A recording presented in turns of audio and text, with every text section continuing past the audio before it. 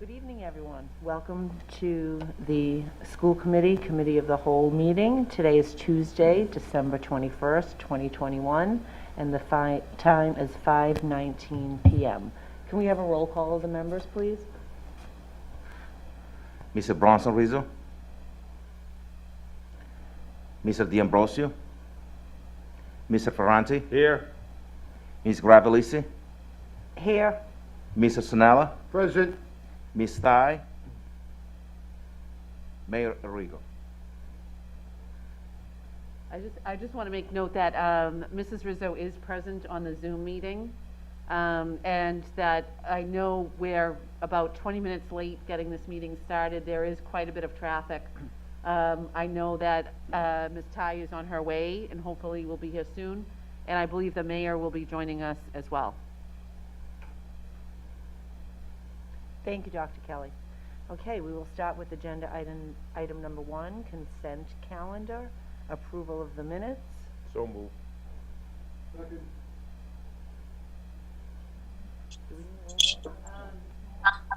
So I think on the consent calendar, you won't take a vote just yet. You'll take a vote on that on the floor, but you'll go through the items. Correct.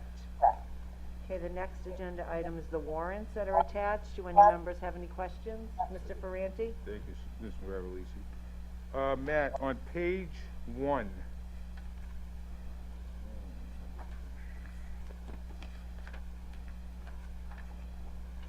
number 20, School Specialty LLC document camera. Do we know what that's for? So that would be a camera purchased by the Lincoln School. Most likely something that can take any hard copy or book and immediately flip it into a displayable PDF. It was a Lincoln School instructional purchase. And we do, as Matt described, use those in most of our classrooms, Michael. They're the thing, you know, a student can put a piece of work under the camera and it projects on the board. The teacher can talk to the class about how the problem was solved, et cetera, et cetera. And most likely that was for more than one, because I think they run about $700 each or $600 each. A couple other questions, Matt. On page 8, 292, BCM controls 44,406.96, building security. Yep, so we are slowly phasing in the purchase of security cameras where they're needed. Let me look at that account number. That's a district-wide purchase. So I can pull the PO and let the committee know where those cameras were used. But that's what that would be for. And my last one is on page 15. Okay. Okay. Yep. 499 Aramark Educational and 500 Aramark Educational. One's for 293,000. The other was 241. It says FSMC Program Management. Yep. So each month we cut a check to the Food Services Management Company for running the food services program. Sometimes the check will get cut, say, November 1st for the month of September, and then November 31st for the month of October. So you're basically looking at 2 months of operation costs for the food services program. Thank you. I'm all set. Thank you, Mr. Ferranti. Do any of the other members have any questions for Matt? Stacy's on Zoom. I don't see that she has any questions. Nope, her hand isn't raised. Okay. No more questions for you on that, Matt. Thank you very much. Okay. Next on the agenda. Great. Thank you. Next on the agenda is financial reports. There are none. Next under the consent calendar, food service financials. There are none. Communications, none. There are no enrollment updates as for this meeting yet. Next, under the consent calendar are personnel items, new hires, retirements, resignations, and terminations. Does anyone have any questions regarding the new hires? No? Mr. Sinella, no? Ms. Lees? Stacy, does she have her hand raised? Stacy's fine. Okay, thank you, Stacy. I was trying to look at the Zoom. I couldn't see. So no questions from Mrs. Rizzo either? Okay, we're moving on. Acceptance of donations and gifts. There are none today. And there are no school field trips. So we'll move on to agenda item number 2, which is recommendations for security cameras. The Safety and Security Subcommittee had a meeting on December 14th. We had asked for recommendations from Jonathan Ferrara on where we may have some cameras within the 11 schools that may need updates or are in need of repairs, or even cameras that may be needed as additional cameras for coverage of areas in certain schools that have no coverage in hallways or stairwells, etc. We did get those recommendations from Jonathan Ferrara, and we reported them at the subcommittee. His recommendations were for an additional 14 to 16 cameras at the Revere High School. 6 of those would be ones that needed repair, and the 8 to 10 would be additional. The other recommendations were for 5 cameras at the Hill School to replace some problematic cameras, 7 cameras at the Garfield that would cover areas of the school that are not covered right now, 8 cameras at the Beechmont Seacoast, and 8 cameras at the Lincoln. So we did discuss those at the Safety and Security Subcommittee meeting. We are hoping to have those cameras approved at with a motion at our 6 o'clock meeting. But I wanted to see if any of the members had any questions regarding the cameras, or Mr. Sinella, you were at the meeting. Dr. Kelly did get an update from Jonathan Ferrara on the cost for that. Yes, and so just to make sure that there's clarity for everybody at home as well, Mr. Ferranti had mentioned earlier that we had $44,000 in the billing items tonight for security cameras, and those were cameras that the school committee had approved earlier this year through our ESSER 3 grant, or maybe it was carry forward. I forget now. I forget. It was either ESSER or carry forward. Yes, and then these cameras that you just read off now and that the Security and Safety Subcommittee spoke about at their meeting are in addition to those. And the intention with these cameras is, as you mentioned, to expand coverage so that there are more areas in different buildings that are covered. And we had asked Mr. Ferrara to do an assessment of where there was need for that, and then also to do, and that's where the numbers came from that you just read. And he estimates that because we're adding this many new cameras to the system, he'll also need to purchase a new server in order to save the data and the memory from those cameras. And all of that together would be right about the $70,000 mark. Thank you, Dr. Kelly. Do we have any questions from any of the members regarding the safety? Susan, one question. Yes, Mr. Ferrante? Thank you. Diane, is this money coming out of the ESSER grant for the cameras, or is it on the carry forward? This particular money is on the carry forward. Thank you. Does Ms. Rizzo have any questions at home? I can't see if her hand is raised. She does not. Okay. Okay, so these were recommendations from Jonathan Ferrara that we discussed, and we're hoping to move that forward at our next meeting. Okay, next on the agenda is the Beechmont Boiler. Dr. Kelly?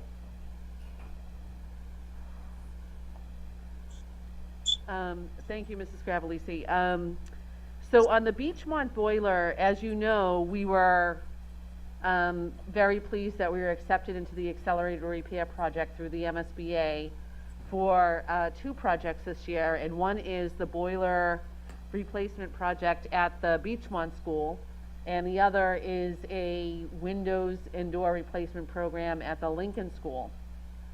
So on the boiler project, one of the things that we had hoped to do, and this came from our facilities director, Carl Svensson, is require that the folks bidding on that job can guarantee that they can give us lock and bar equipment, which would be a sole source requirement in the procurement of that project.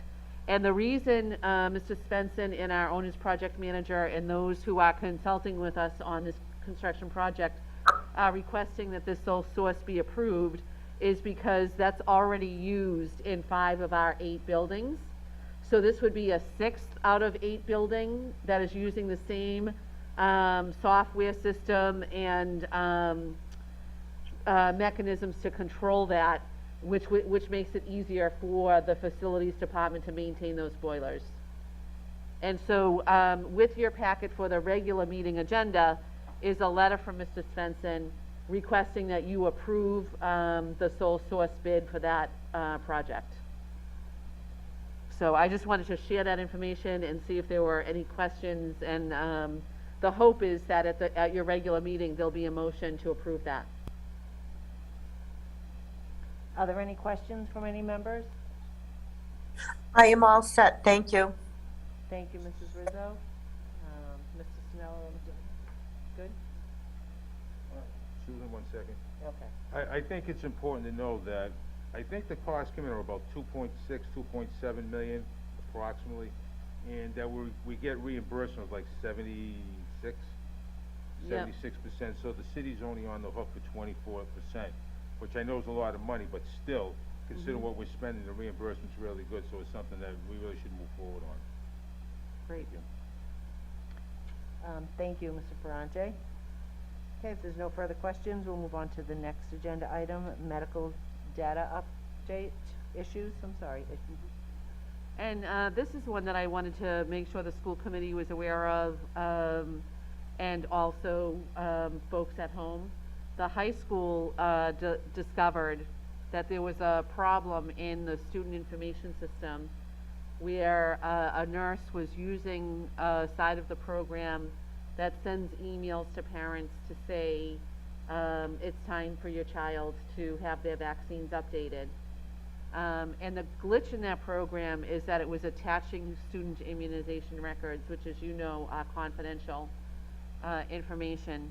And we have discovered 7 cases where the wrong student's information was sent to the wrong parents.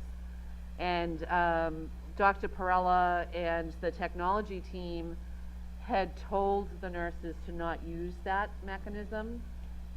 So they're working on correcting that. They've been in touch with the parents of all of the kids, the 7 kids involved, and made them aware that this data breach has happened, and have reinforced with the nurses that they're not to use that strategy of an automatic email for any medical information whatsoever.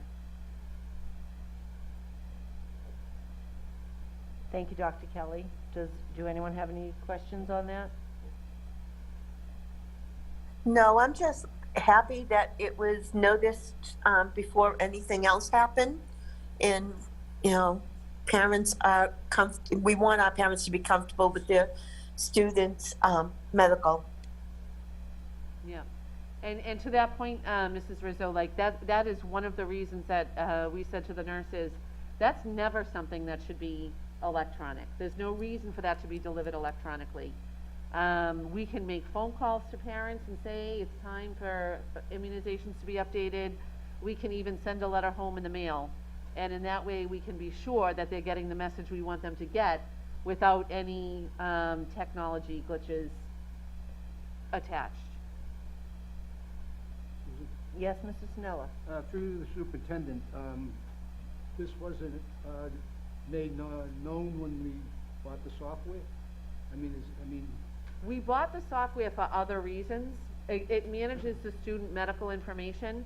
We never bought the software with the intention of using it to send electronic messages to parents. It's different than Power School, which is where parents log in to get kids' grade information and all of that stuff. This is a different piece of software that the nurses use to manage student medical records. But we never intended for it to be used to send messages electronically to parents and I think out of good intentions, the nurses discovered that it could do some of that stuff. And because we had been fully remote with COVID and might have been experimenting with it a little bit, but it's been made very clear to all of the nurses across the district that they're not to use that feature. Has the company been notified of this? The company has been notified, yep. So they can notify other users that. That's To right. be careful of it, okay. Yeah. Thank you. Thank you, Dr. Kelly. If there are no more questions, next agenda item is shut down social media. So as you know, we have struggled, we've had many challenges with social media in recent weeks between students not being kind to each other on social media. And we also had the problem last Friday where there was a nationwide TikTok that went out requesting that there be violence in schools. Fortunately, that didn't happen, but we obviously did have to respond to that. We worked with Revere Police to increase our police presence, worked with our school teams to make sure all schools were secured, and responded the way that we normally would when there's a non-credible threat. But one of the things that we would like to do, and we would really like to have feedback from the school committee on whether you're in favor of this, is at least on our school devices that we can control, prevent the opportunity to access social media sites like TikTok and Snapchat and Instagram and all of those kinds of things. And I'd love for Elney to talk to us about this as well.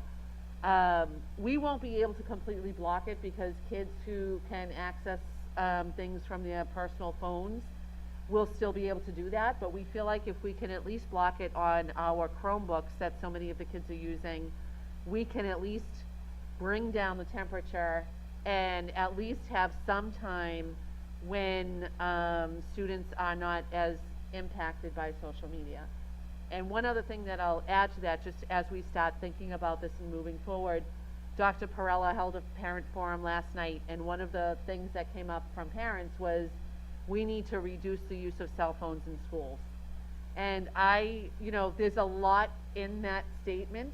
I do think that high school students can, and I don't know if should is the right word, but having their phone at lunchtime or in the hallways is one thing that is a little bit more realistic in terms of how adults live their lives with their phones and, having their phones accessible in that.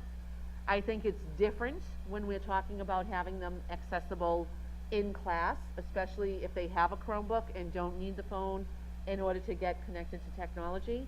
But I wanted to mention that in the context of this conversation because I think it's one that we're going to be exploring more in the springtime. I know that Dr. Perella said his next step was actually to meet with the Student Senate and other students and have them give some feedback on that and then circle back to the parents before any proposal would come to the school committee. But I just wanted to raise that for you as I think it's going to come before you in the coming months. So in terms of, I guess right now what I'm asking tonight is that the school committee, and a decision does not need to be made tonight, but the school committee start thinking about if you would be supportive of a proposal to block all social media sites on our school devices. I don't know if Thank you, invite Dr. Elney to Kelly. comment first. Mr. Sinella? Delay. If your recommendation is to do so, we're at the end of December, January. I don't see any reason why it cannot be acted upon tonight as a late motion. And maybe I'm speaking out of turn, but somewhere the line's got to be drawn in the sand, what can be and what cannot be, and trying to be all things to all people. If this is getting to be problematic and it's not controllable by the individuals themselves, then maybe someone should step up to the plate. And again, if it's the superintendent's recommendation, I have no qualms about acting upon it this evening. Thank you. Thank you, Mr. Sinella. Any other members have questions? Mr. Ferranti?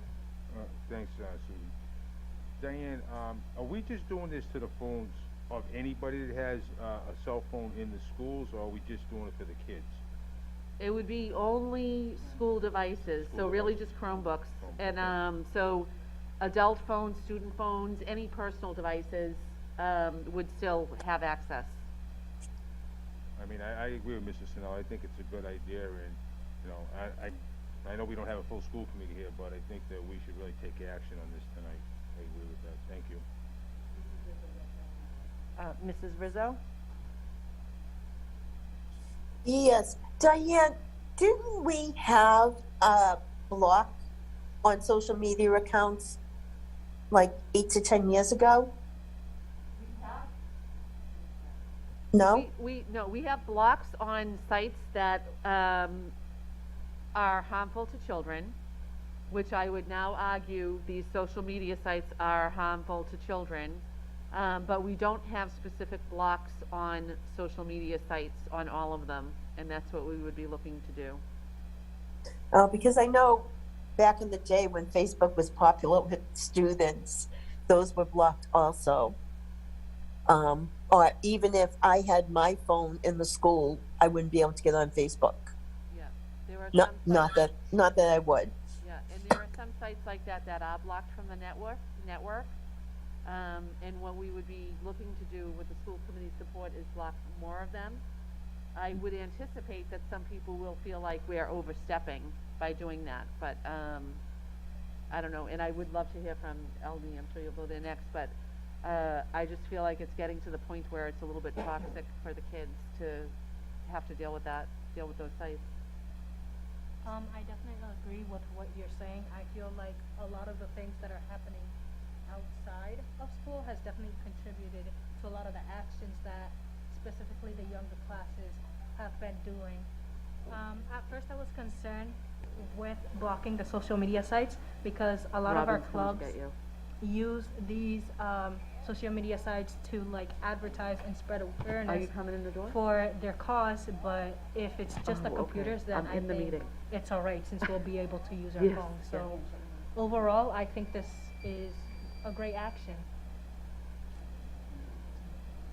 Thank you very much. That from the voice of one of our students here, our student representative at RHS. I as well am in favor of blocking social media sites from school-issued devices. And also, you know, going back to what that parent said about the use of cell phones in schools. I mean, obviously, I agree, lunchroom, walk in the halls, check-in, updating, but I think that we should really, you know, kind of look into the use of the phones while in the classroom. There should be some kind of organization where the kids can just drop them into, you know, a different area that the teachers can monitor them. Even like one of those little shoe racks where each one would have their own, because I know we've all heard from plenty of teachers that, you know, there's a lot of use within the classroom when learning is going on. So that's after we get through, you know, blocking the sites, it's something we should have further discussion on. Thank you. Should we do something tonight? Did you want to bring this to the 6 o'clock floor as a late motion? We can make a late motion at the 6 o'clock meeting. Oh, it's on there? No, we'll put it. Oh, yes, yes. That's what I just said. All right, so we will move that to the 6 o'clock meeting as a late motion. Thank you, everyone. Next, agenda item number 6 is athletics after the new year. Yes, so, as the committee knows, we are seeing an uptick with the Omicron variant of COVID. And, Mr. Shea has obviously been in touch with all of the athletic directors in the Greater Boston League and across the state through the MIAA. And we're seeing different things happen in different districts. Somerville, for example, has the strictest policy where effective immediately they are not allowing any observers at any of their games. Other districts, Lynn is allowing a limited number of people to attend per athlete. And what Mr. Shea would like is the committee's approval to limit attendance at games to the parents or caregivers 2 each, up to 2 each for each athlete. I am definitely in favor of this. We can't control how people move around in the gym or how they sit. So with smaller numbers, I think it's easier for everyone involved. And if we want to have winter sports, we have to do what's best for the athletes right now. And, you know, the good part is we do have them on YouTube, so at least friends and family can still view from the comfort of their own home. Yes, and thank you for reminding me. Mr. Shea is working with Revere TV to get all of the Games games are on. televised. Basketball. Yep. Thank you, Mrs. Rizzo. Any other members? Mr. Sinella? Yes, I have no problem with taking it with the school committee, but I would assume that the director of athletics would have the authority, you know, as the chief honcho as to who comes, who goes, and who does not go. If it's necessary for the committee to vote on it, then, as was just made reference that it is televised, then no participation, just the athletes themselves. And that would hold true with, I assume, visitors. You know, anything, I think it should be anything under our domain that it be notified, whether it's other communities, their athletic directors, let that information be given to their people, not to even bother showing up. Thank you, Mr. Sinella. Mr. Ferrante? Thank you, Susan. I have one question. I mean, how would we get either tickets or a pass to the parents so they can go to the games? I'm sure that Mr. Shea would handle that. We've had the situation before when we were in COVID protocols where we were limiting attendance by the number of kids per, the number of guests per athlete. And it could be the same kind of thing. I think that what they could even do on a simple way is keep a roster of the student athletes, and then as somebody comes in and says, I'm here to see Michael Franchi, that's one of his check marks. And when there are 2 check marks, that's it, no one else comes in. Sounds good to me. Thank you, Dr. Kelly. Mr. Sinella? But then again, I mean, either we ban any adult participation, period. You don't have to worry about checking who is, who isn't, and they can watch it on television. So I think to simplify matters, especially it's going to be done so quickly, that no adult supervision. It doesn't have to come from the governor. It doesn't have to come from, you know, the higher authorities. If we're going to vote, I think let's make it meaningful.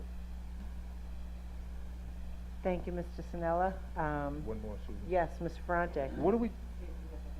Oh, yeah. Go ahead, Stacy. Go ahead, Mrs. Rizzo. Thank you. You know, first I want to say all the athletic directors do share what their admission is. And they started that a year and a half ago. So if it's if there's no viewers, there's no viewers. If there's only 2, there's only 2. But they've already started sharing that last year. So I don't see why they wouldn't do it again this year.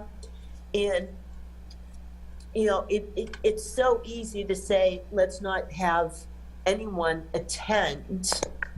And I'm all for that. Again, I just want the kids to play. But I think that's going to be a lot on Mr. Shea. You know, last time when we couldn't even attend, I know there were other people that knew people that would come in the back door, and then parents would say, why can they come? They have no one playing. Or, you know, if you have, I'm using this as an example. If there's a few people at the community schools, they wander in and people want to know. So I think it's going to be a really tough sell to have absolutely no one. I'm willing to do it if that's the will of this committee. But I really do believe it's going to be difficult. I think perhaps Frank should maybe explore all the possibilities. Thank you, Mrs. Rizzo. And then Mr. And Ferrante? let's just support what Frank wants. The only question I have left is, what do we do about the visiting teams? that their parents wanna come and watch them play. We, thought about that. Yeah, and I'll say that, it would be the same rule for both the visiting team and the home team. And I do want to say that Mr. Shea is the one who made this proposal after he discussed it with his counterparts in other districts and gave contemplation. What he thinks is the right thing to do is to allow 2 caregivers per athlete. Thank you, Dr. Kelly. And that doesn't mean that won't change. Like the middle of January, it could get even higher, as Mr. Sinella is saying, and we might have to move to no guests at all. I mean, we can't predict this thing. It's the one thing that we have learned over the last 2 years is that we cannot predict what COVID is going to do next. But I do think that we learned from our parents last year that they appreciate, even if there can't be a large crowd, that they at least be able to watch their kids play in person, especially if they're seniors and it's their last opportunity, or perhaps they're an exceptional athlete and are about to win some certain number of points or something like that. Anyway. Thank you, Dr. Kelly. And I'd like to say I am, in favor of Mr. Shea's recommendations for the limited attendance during the games. We do want our students and our parents to have some normalcy.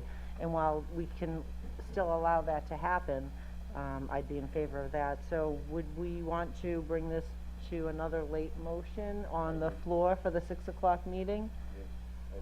Okay, I'm going to add that to the late motions.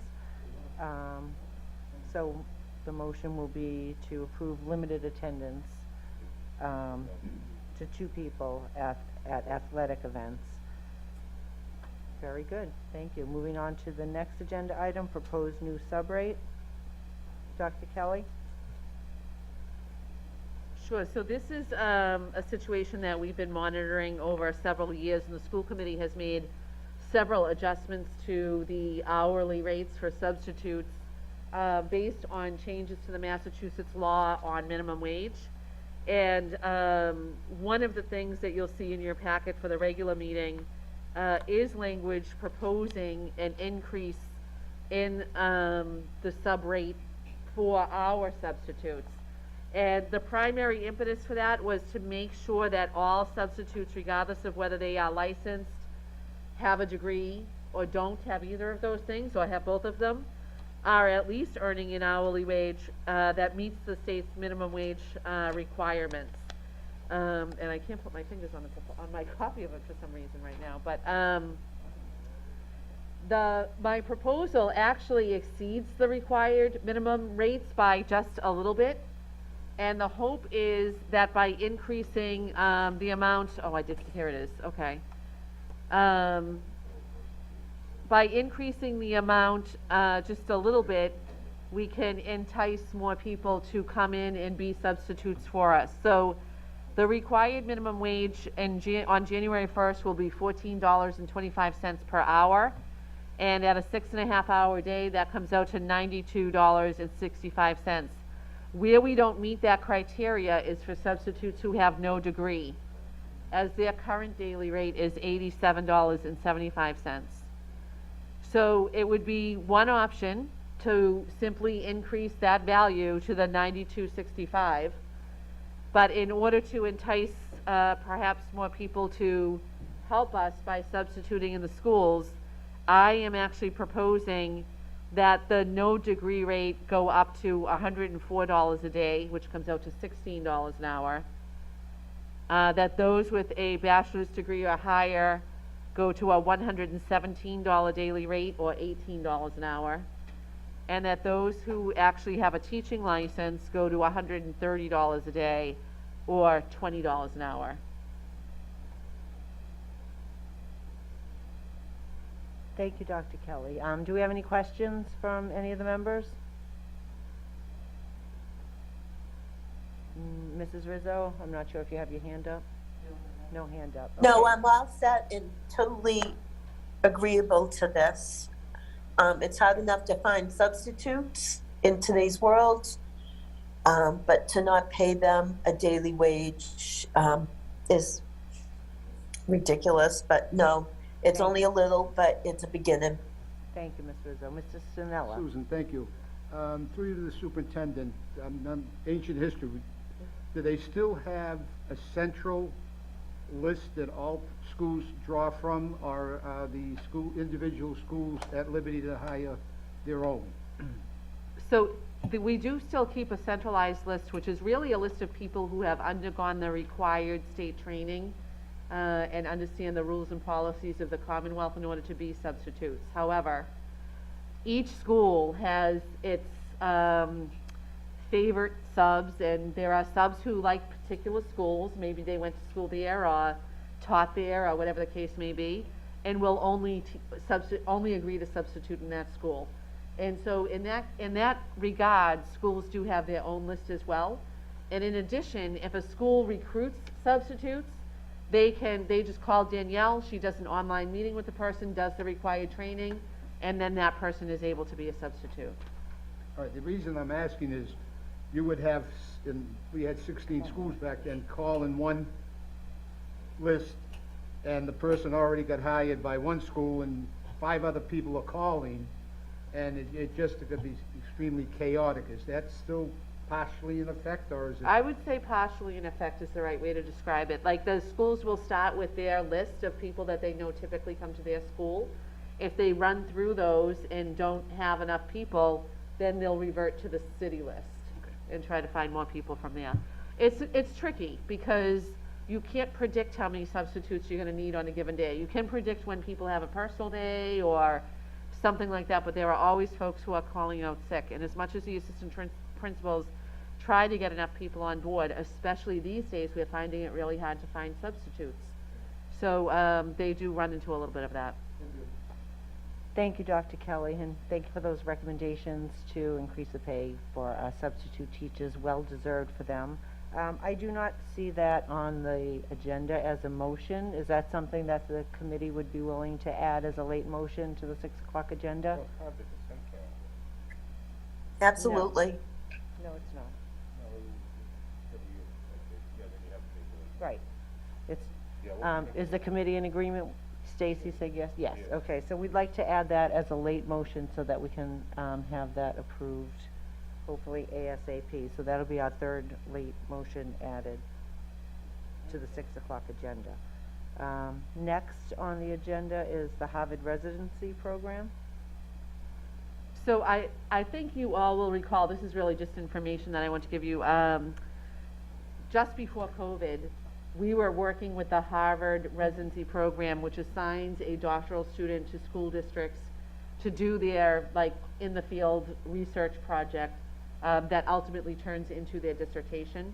And Harvard reached out to us to participate again. We got derailed last time because of Harvard, because of COVID. And the person wasn't able to come and do the in-person work that was required and all of that. So I just wanted to let you know that Harvard reached back out to us, and we are working with them again to get that up and running again. And we met the candidate who wants to come to Revere, is somebody who wants to focus more on the deeper learning work that we've been doing and making sure that kids have access to the tasks of high cognitive demand. So she's going to focus a little bit in that area, and yeah, it should be good. Very good. Thank you, Dr. Kelly. Do we have any questions on the Harvard Residency Program? Seeing no questions, we'll move on to agenda item number 9, which is regular meeting agenda items and miscellaneous items. Ms. Gravellisi? Yes, Mrs. Rizzo. Yes, I was hoping to entertain, at our last meeting, we discussed the possibility of 3 directors in hiring. And I am hoping that there is an opportunity here to maybe discuss and go down that road one more time. And maybe, if it can't be all 3, if we could look at one, all 3 are very important to our district, but if we have to pick one, which one is very much desired right now? Is that something everyone would be interested in doing? I would. Thank you, Mrs. Rizzo. Mr. Ferrante, yes. Yeah, I would. Mr. Sinella, do you have any questions regarding? I thought we put it to rest, I'm surprised it's being resurrected, but I believe we tabled it for future reference, a future date. You know, Ms. Rizzo just mentioned one, which all three are very important, obviously. You know, at our meeting, we did say if we did, appoint all three and approve all three, that would be close to like 249,000 over budget with that. So what Ms. Rizzo is proposing right now is that we may start with one of the three director positions, if that's something that we want to entertain. And I'm not sure, Ms. Rizzo, where you wanted to bring that to. Did you want to bring that to our 6 o'clock meeting, or just discuss it here? We can have the discussion here, but if there is to be a vote, that would have to be on the floor at the 6th. Right, exactly. And then, a recap of any discussion can be brought up at that point. But I just wanted to make sure there was, an agreement to discuss it and bring it back up.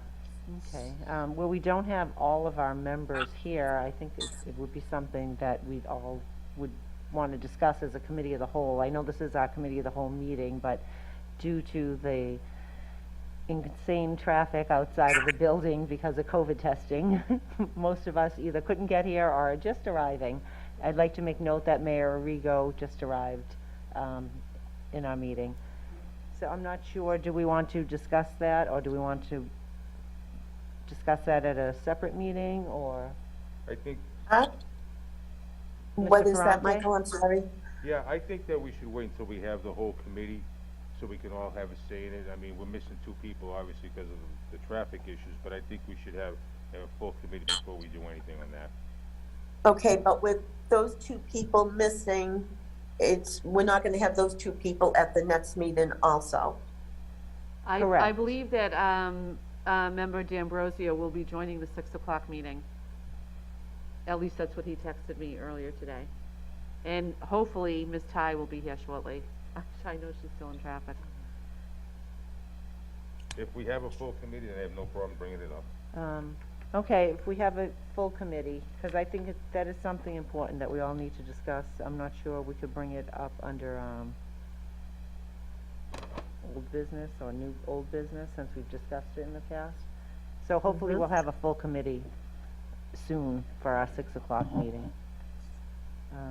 Are there any other questions? Oh, yes, Ms. Rizzo? No, I'm just, I came on to participate because that was my role as a school committee member, but I will be leaving shortly. Okay, thank you, Ms. Rizzo. Do we have any questions on the regular meeting agenda? Mr. Ferrante? The only questions I just want to get the dates for the next 3 or 4 months so I can plug them in my book. Yeah, school committee dates. So typically, you all set those dates at your organizational meeting which is scheduled for January 3rd. But I think as a rule of thumb, and I shared this with the incoming committee members, typically you've done the 3rd Tuesday. And so unless the committee wants to change that, I think that you could anticipate January 19th, and I forget what the February and March dates are, Yeah, but if like- you look to the 3rd Tuesday, I think you'll be safe. Right, I think being consistent with the 3rd Tuesday of every month, which is what we discussed prior to this year and last year, gives the public, a solid date as to when they will be coming. And I'm pretty sure last year we decided no ifs, ands, or buts, we're just going to stick with that 3rd Tuesday. Any other questions? Seeing no other questions, does anyone want to make a motion to adjourn? So, let me ask you, I joined this so there could be a quorum. If I leave and not come back for the next one, do you have a quorum? Yes, Carol's here, The mayor. No. and the mayor.